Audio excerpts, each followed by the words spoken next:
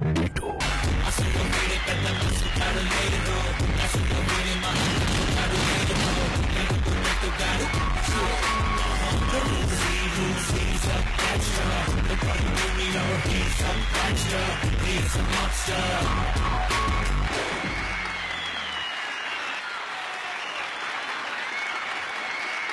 D2 దుమ్ము దులుపు దంచి కొట్టు.